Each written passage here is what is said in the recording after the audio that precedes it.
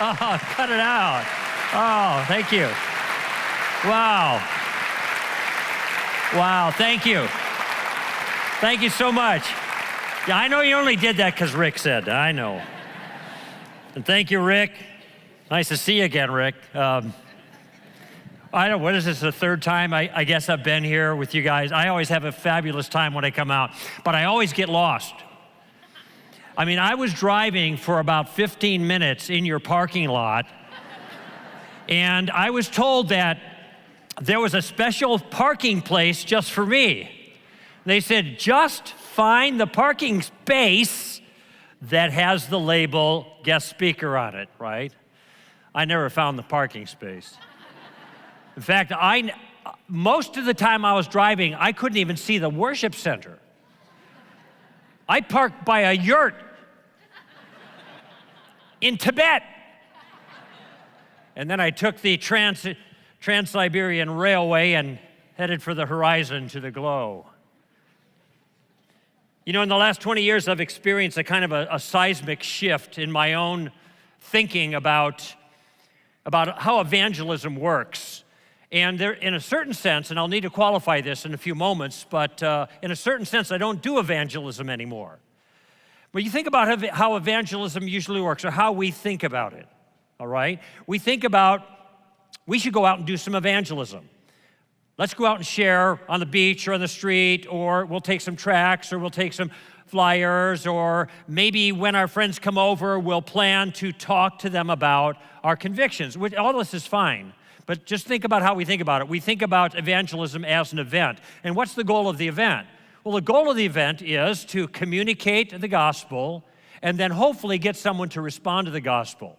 Close the deal, sign on the dotted line, help them to become Christians. So this is the way we think about evangelism.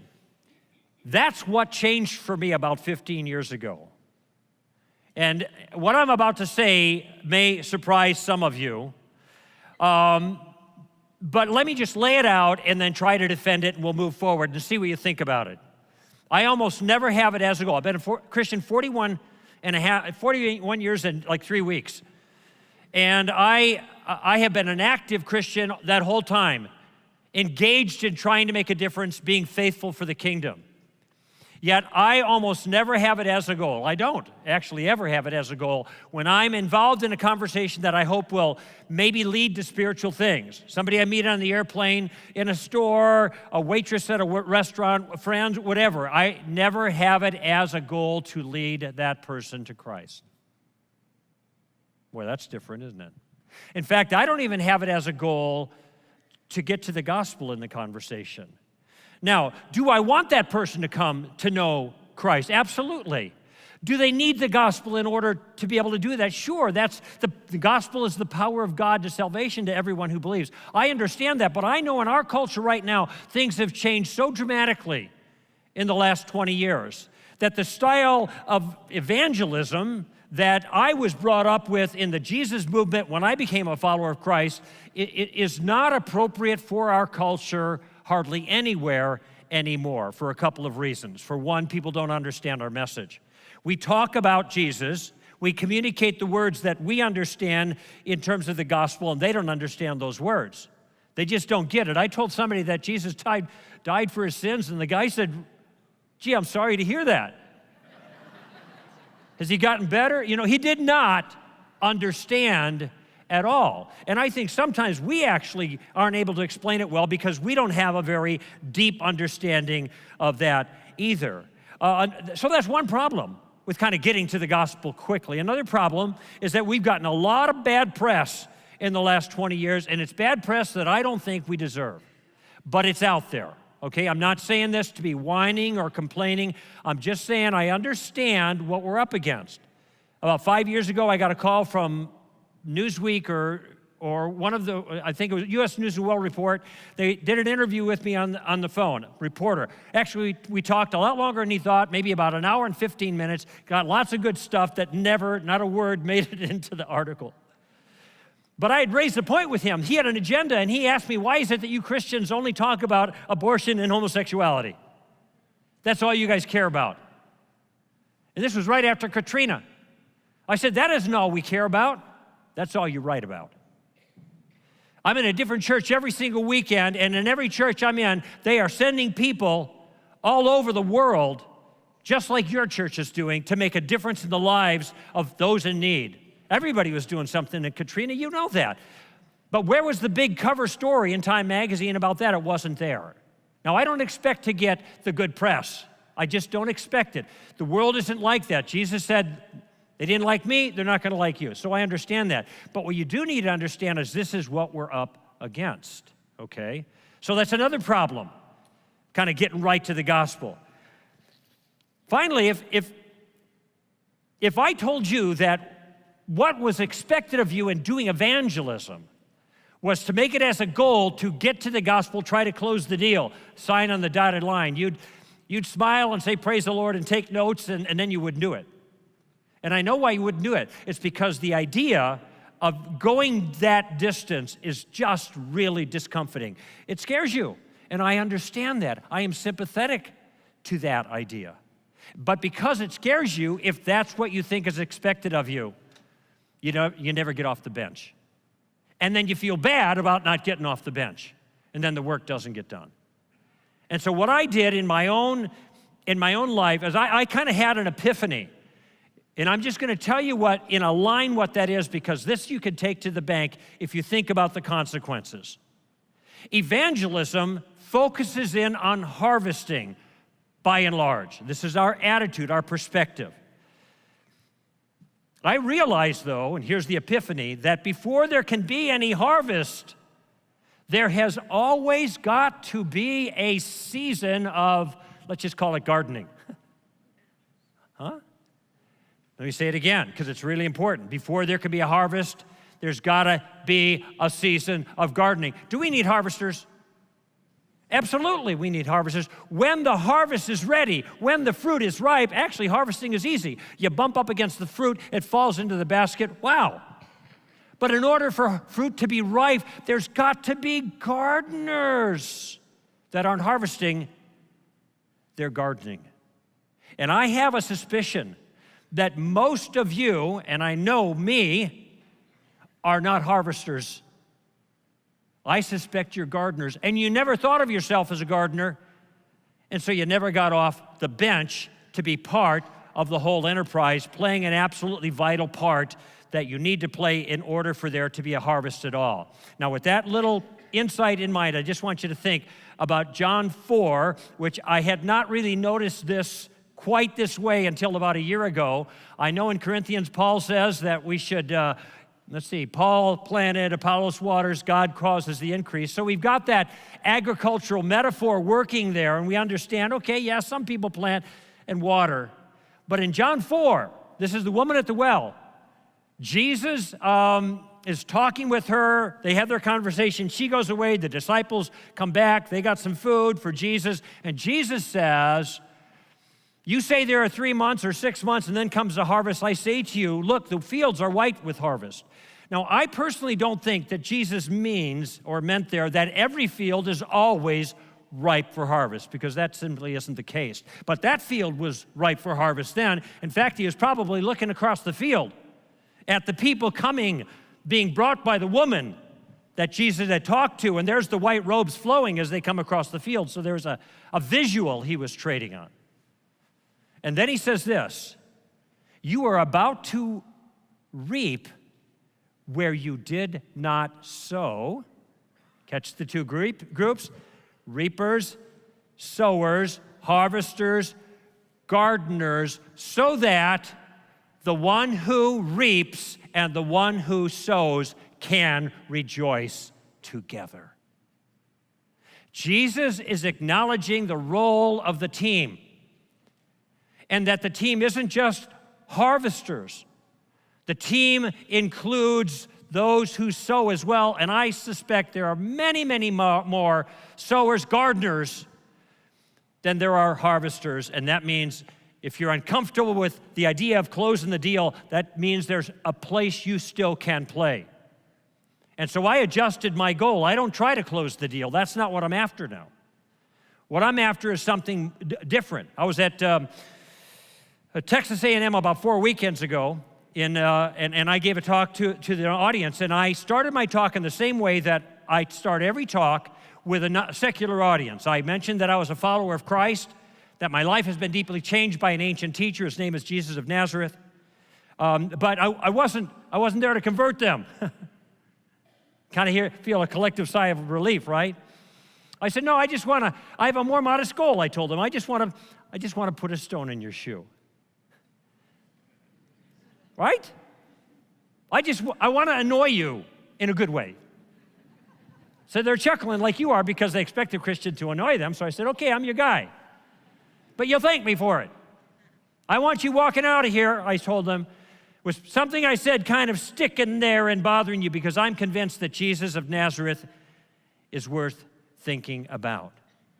You see, this transformation in my thinking, and it has, when I say transformation, it isn't just a transformation in thinking, but it's a transformation in effect. And I've seen the same thing with other people who I've suggested, consider this as a way of approaching it, absolutely blossom.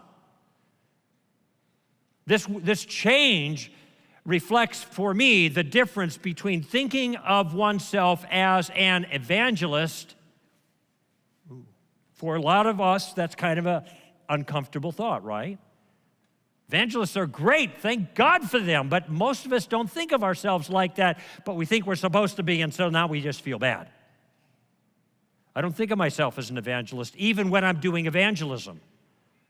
I think of myself as an ambassador.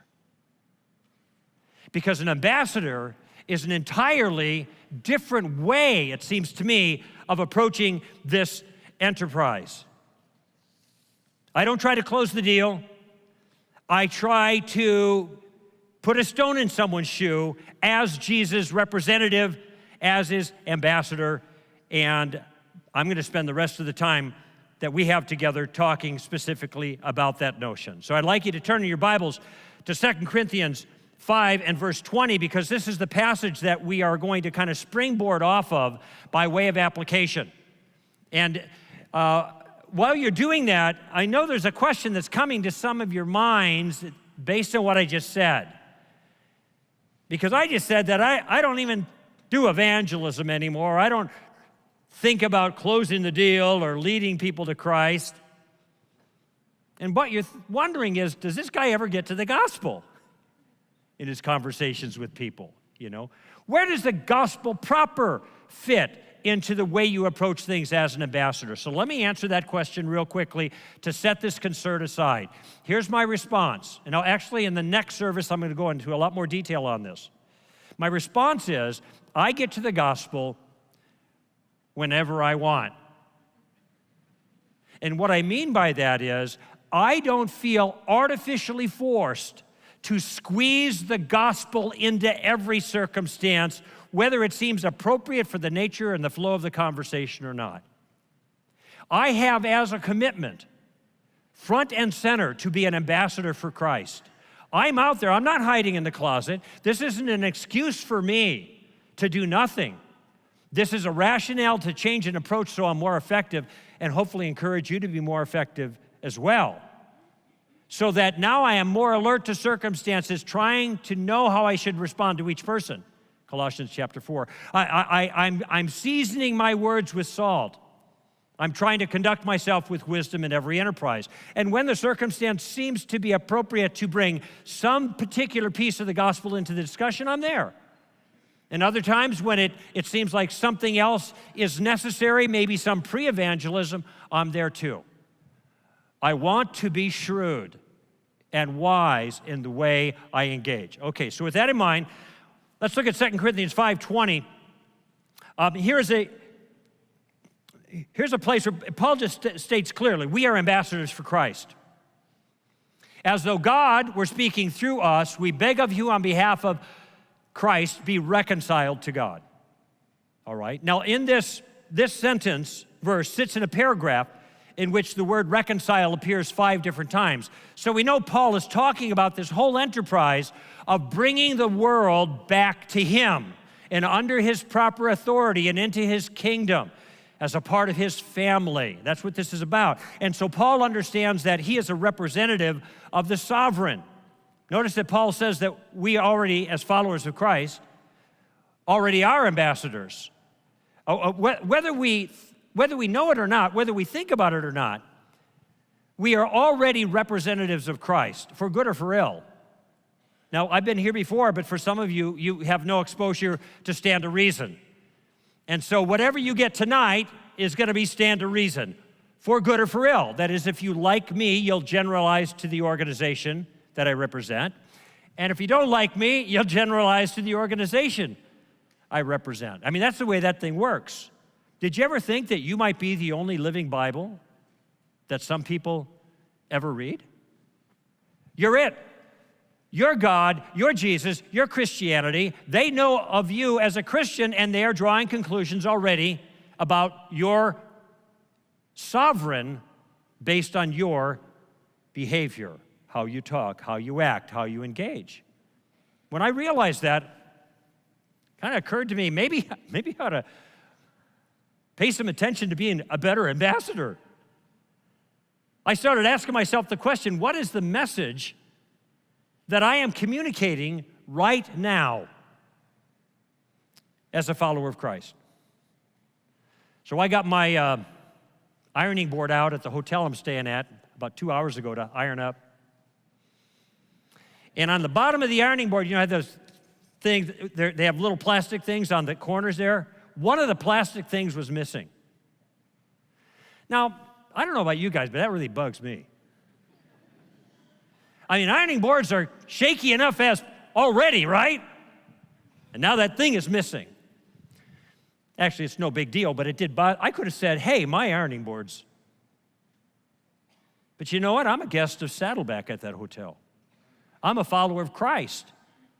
I could have offered a legitimate complaint, and what would it have looked like? Oh, that is just another annoying Christian, right? I did not want to take the chance. Why? Because I'm an ambassador for Christ. So there are a lot of things as ambassadors we're just going to overlook, right?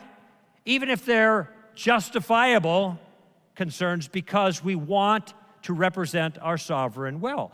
And I'm asking myself not just how do I come across right now, or in the hotel down the road, or in the restaurant, but how am I coming across to my 9-year-old or my 6-year-old? I know you're thinking, that guy looks pretty old to have a 9-year-old and a 6-year-old.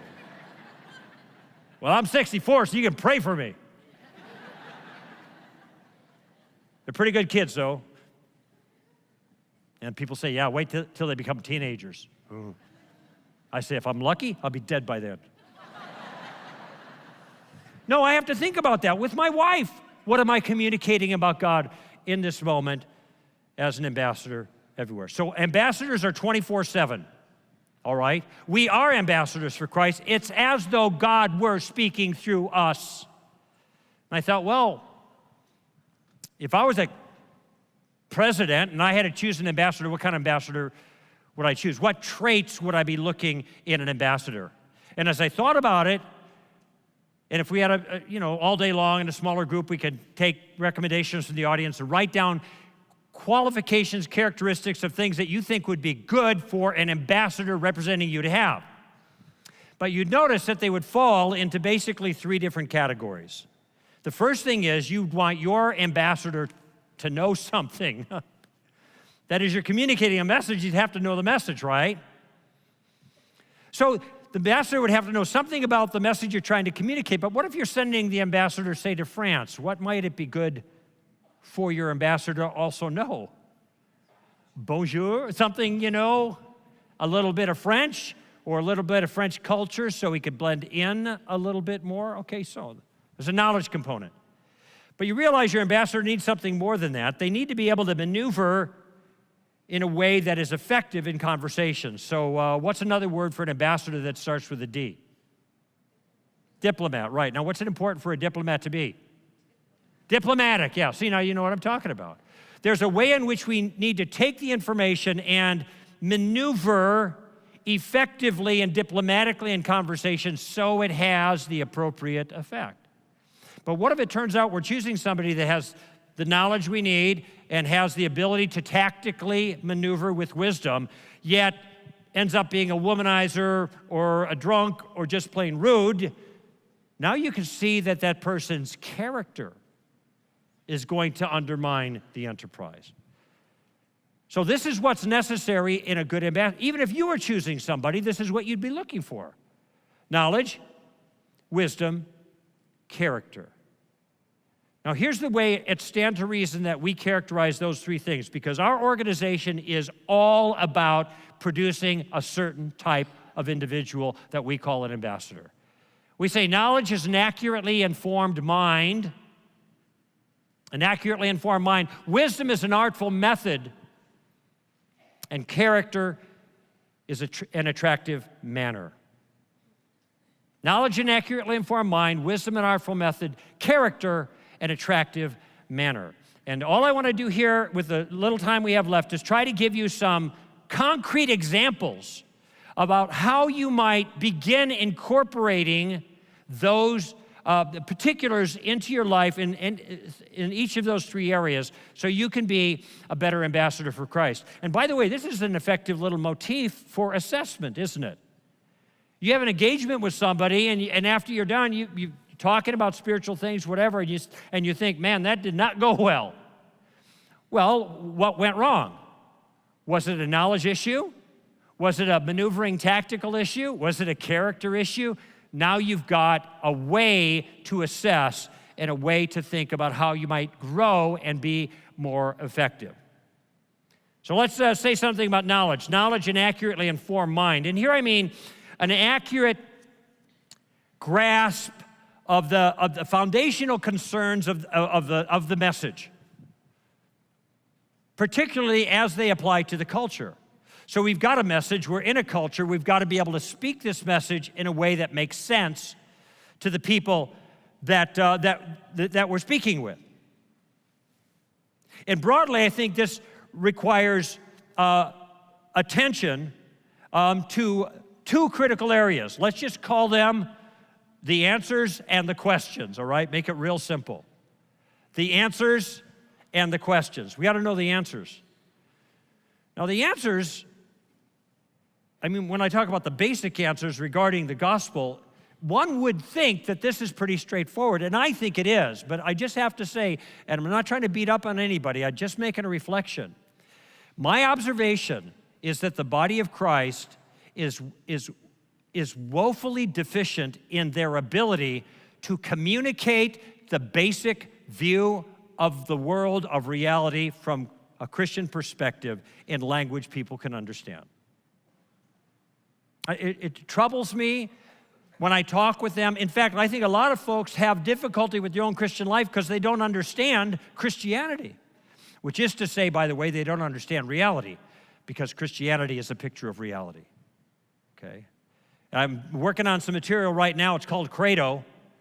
And in Credo, I believe, the story of reality, I've got 5 points that outline the Christian story and basically the Christian worldview. And it's a timeline and a storyline. And I'll give you the 5 words. You can think about it.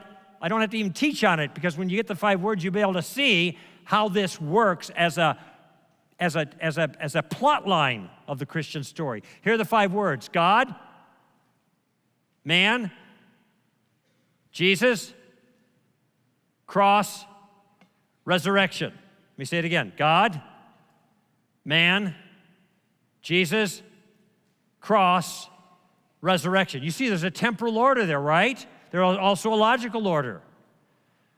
God made the world. He made man to be in friendship with him. Man rebels. Therefore, God sets up a rescue operation. He becomes a man in the person of Jesus. Jesus accomplishes something on the cross that determines the destiny of every human being at the last resurrection. There's our story. By the way, I bet you can all recite it now without even looking at your notes. No pressure, but my 6-year-old can do it, so let's try it. Who's first? God. God, man, Jesus, cross, resurrection. So you just file that away, because that's a way of organizing, explaining to other people the drama of history, because there it is in 5 words. But that's something you need to know. You need to know about the answers. You also need to know something about the questions. That is, what are the areas that the church is under attack in a sense, intellectually from the rest of the culture. And I'm just going to tell you, I'm so glad for these kinds of weekends that you guys have been having for a few years now, because the church is getting hit by a full court press in every single area that Christianity is vulnerable to. And by the way, it's vulnerable in a lot of areas. Well, that sounds weird. Well, yeah, think. Our story begins in the beginning, God, right? If there's no God, there's no story. We're vulnerable there. We're Christians. We follow Jesus. If there was no Jesus, we're out of luck. Paul says if there was no resurrection, people should feel sorry for us. 1 Corinthians 15. And on. There's a lot I could say about the vulnerabilities, but these are all good things because it shows that our views are tied to reality and they're falsifiable, which means we can also bring forth evidence for all these things as well. And we've had lots of people, and if you've attended these events, you know, that have come forward, a lot of smart guys that knocked those softballs right out of the park. We're in a really good position. But I want to offer a couple of very quick verses, 2 verses that kind of show 2 different aspects of the responsibility we have here in the area of knowledge of the answers and knowledge of the questions. And the first one is Colossians chapter 2, verse 8. And here's what Paul says in Colossians 2. Paul says, do not be taken captive by philosophy, and he doesn't stop there. He's not concerned with philosophy. Some of you don't want to send your kids to philosophy class. I got an advanced degree in philosophy, and it's really helped me a lot as a follower of Christ. He goes on, it's something particular. Do not be taken captive by philosophy and empty deception according to the traditions of men, according to the elementary principles of the world instead of according to Christ.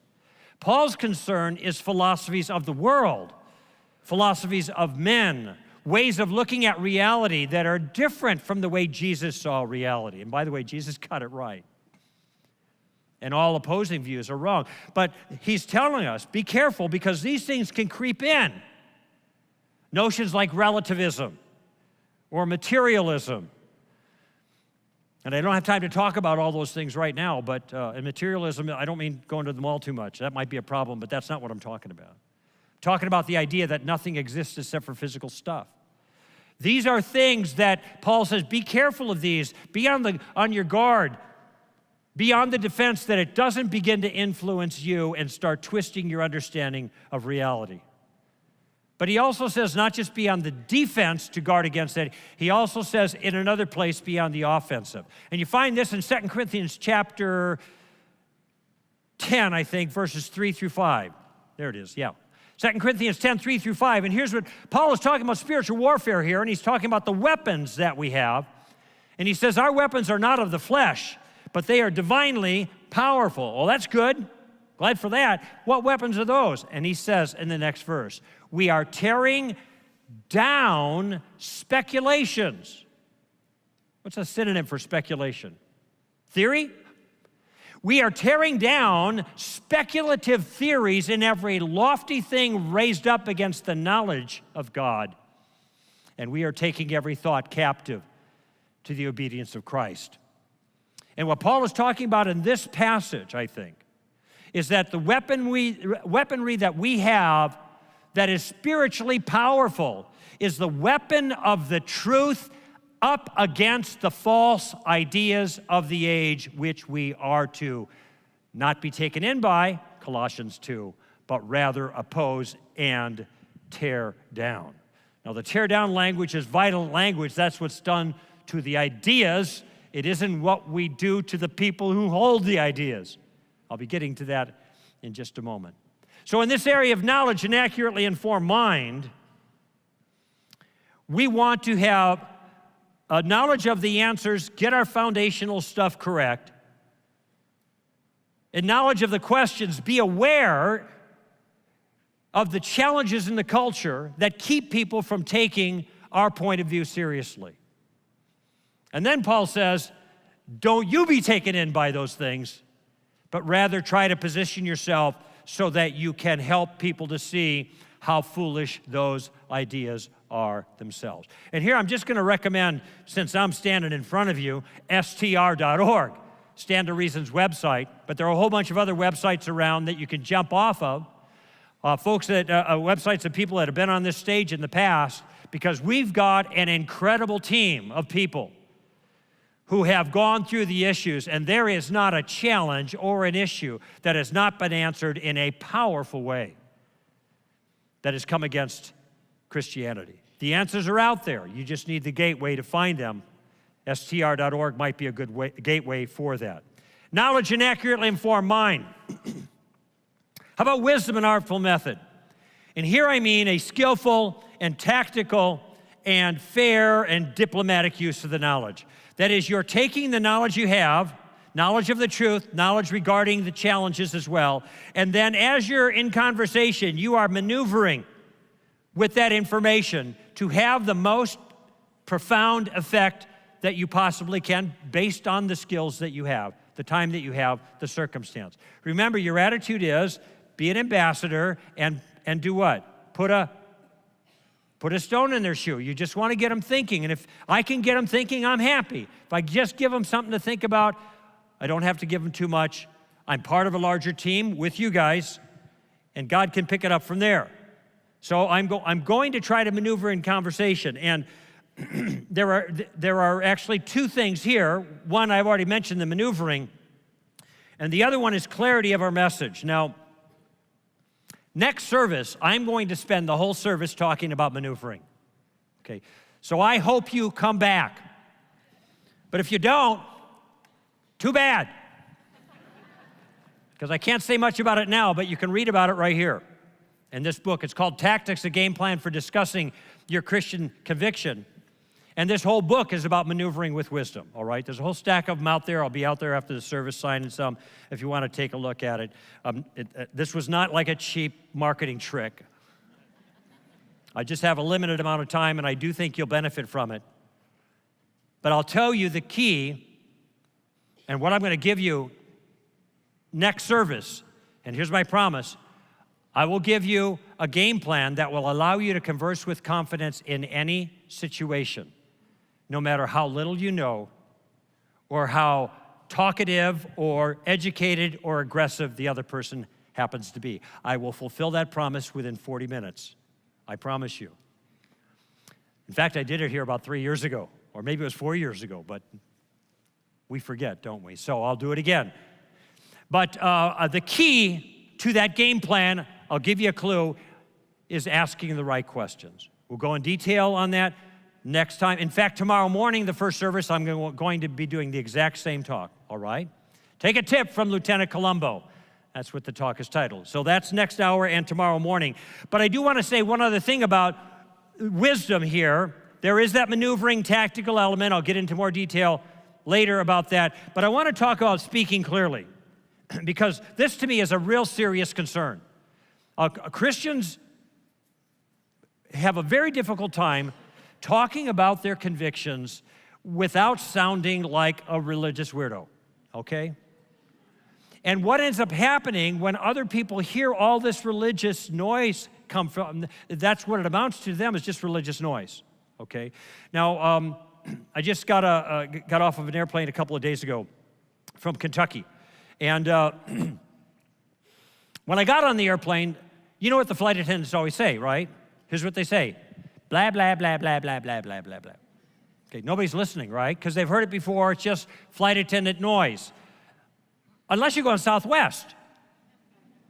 Because they kind of mix it up a little bit, don't they?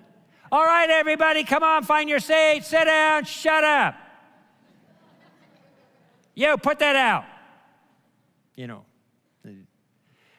You land, we're here, get out. You know, it's just, everybody's laughing because they're listening, right? They hear something they didn't expect to hear. Okay, so here's my suggestion to you. As a Christian, what's our A word? What's this talk about? Ambassador, thank you. As a Christian ambassador, I want you to watch your language.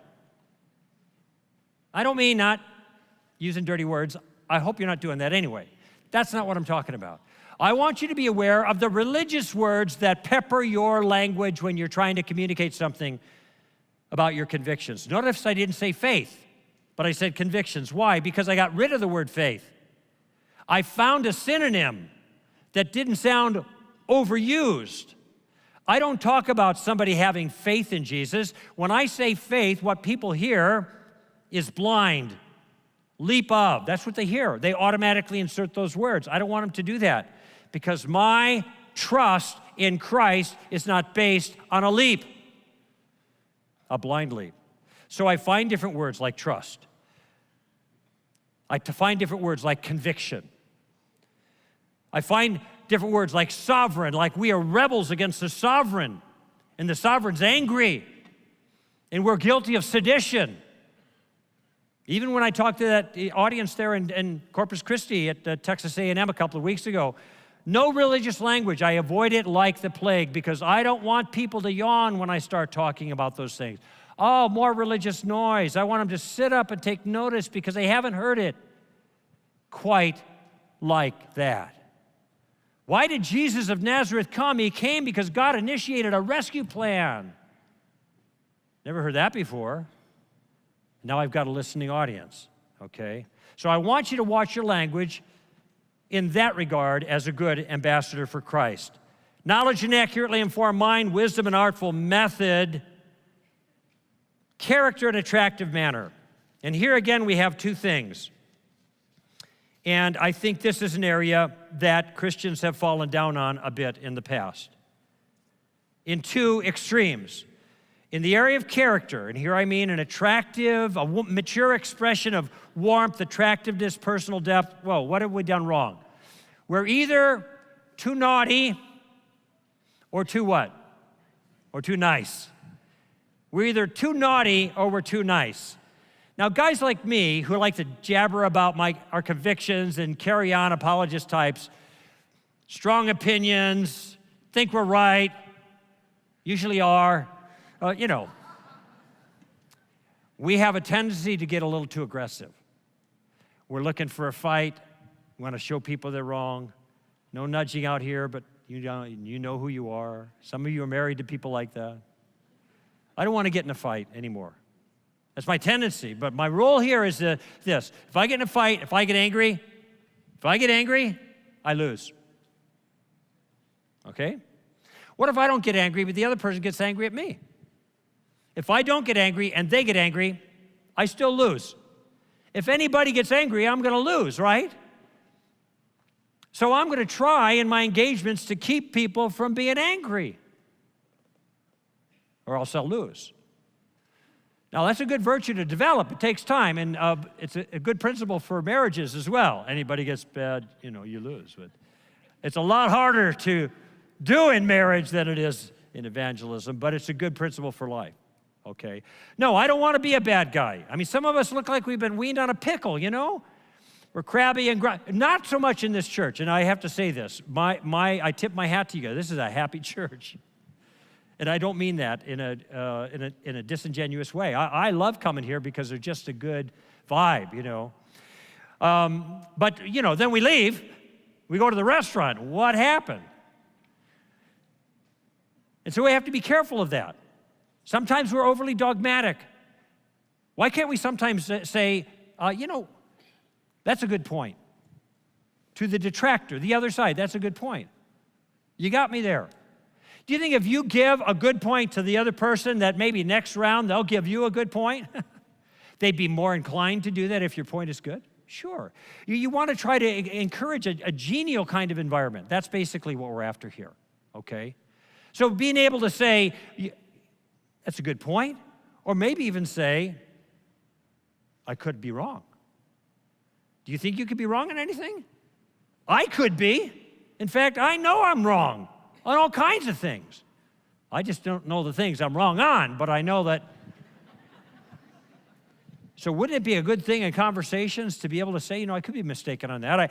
I don't think I am. I've got reasons. I'm not just emoting, but, let's take a shot at it. Let's talk about it. So these are things that you can say that are powerful, that can soften the conversation. So there's back and forth and back and forth. Don't be too naughty. However, beware of being too nice. Some people are so careful of not offending anyone's feelings, they won't say anything modestly disruptive. The problem is that the message we have been entrusted with is more than modestly disruptive, right? Jesus communicated that message. He got himself killed. And people all over the planet are getting themselves killed for faithfulness to that message, even as I speak. If we have a commitment not to ruffle any feathers, we're going to be so nice as not to ruffle any feathers, then we are never going to communicate to people the vital truth they need to know. And then when we do that, we might not as well even be here. Good music and everything, but what's the point? What's the point if we don't deliver the message that we have been entrusted with? Let me sum that last point up in a sentence. I'll say it a couple of times so you get it, because I think it's really you might even be able to tweet this. It might be short enough. Christianity is offensive enough. Don't add any more offense to it. Right? Listen, folks, it's already pretty hard. It's people listen to what wow, that's a lot. That's a bit much. Yeah, it is. I can see that. I understand. That's a good point. I understand how people can say that. Christianity is offensive enough. Don't add any more offense to it.